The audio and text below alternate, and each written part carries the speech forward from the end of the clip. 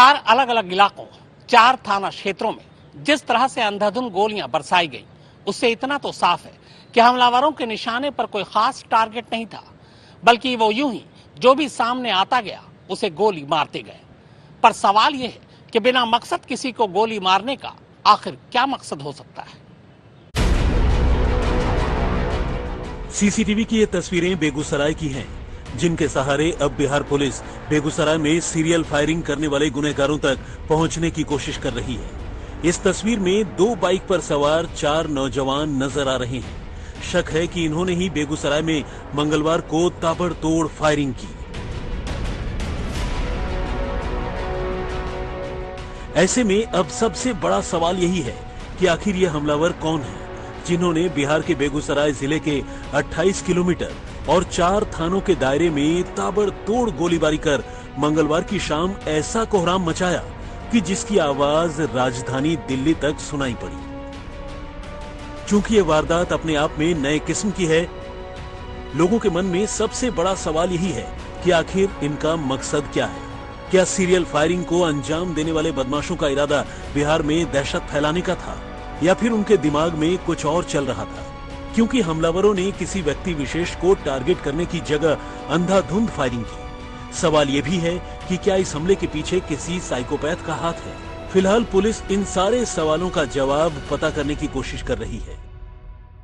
किस तरह के लड़के हैं, कुछ क्या साइको हैं? देखिए, ये कहना अभी थोड़ा जल्दबाजी होगी, लेकिन हम लोग सारे ही एंगल्स पे, जितने भी इनपुट्स हम लोग को चारों तरफ से मिल रहे हैं, हम लोग सभी एंगल्स पे जांच कर रहे हैं। गिरफ्तारी पूछताछ के बाद ही हम लोग इनका जो असली उद्देश्य है उसको हम लोग क्लियर।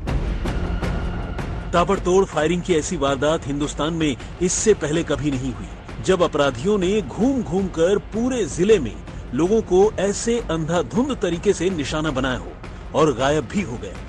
फिलहाल बिहार पुलिस ने इन हमलावरों की धरपकड़ के लिए पूरी ताकत झोंक रखी है, लेकिन हमलावर कहां और कैसे गायब हो गए, इसका जवाब किसी के पास नहीं है। बेगूसराय जिले की पुलिस ने इसके लिए 4 अलग अलग टीमें बनाई हैं और वो इस पूरे रूट पर लगे तमाम सीसीटीवी कैमरों के साथ साथ इस रूट पर वारदात के वक्त एक्टिव संदिग्ध मोबाइल नंबरों की भी स्कैनिंग कर रही है, ताकि हमलावरों के बारे में कोई लीड मिल सके। पुलिस हाल के दिनों में जेल से बाहर निकले अपराधियों के बारे में भी पता कर रही है। हमने 4 विशेष टीमों का गठन किया है। ये टीमें लगातार कल हमारे जो पड़ोसी जिला है और हमारे जिलों के अंदर जहां भी संभावित ठिकाने थे अपराधियों के आने के और जाने के, सभी जगह सीसीटीवी फुटेज को चेक किया गया है और सभी जगहों पे लगातार छापेमारी की गई है। सीसीटीवी फुटेज चेक करने के दौरान हमें काफ़ी इंपॉर्टेंट फोटोग्राफ्स मिले हैं, उसका भी हम लोग मिलान करा रहे हैं। इसके अलावा मैंने सभी चारों टीमों को आदेश दिया है कि जितने भी लोग अभी जेल से छूटे हैं उनकी पहचान करें, और जो भी लोग हमारे सस्पेक्टेड हैं, रडार में आ रहे हैं, उन सभी के घरों पे छापेमारी अभी भी चल रही है।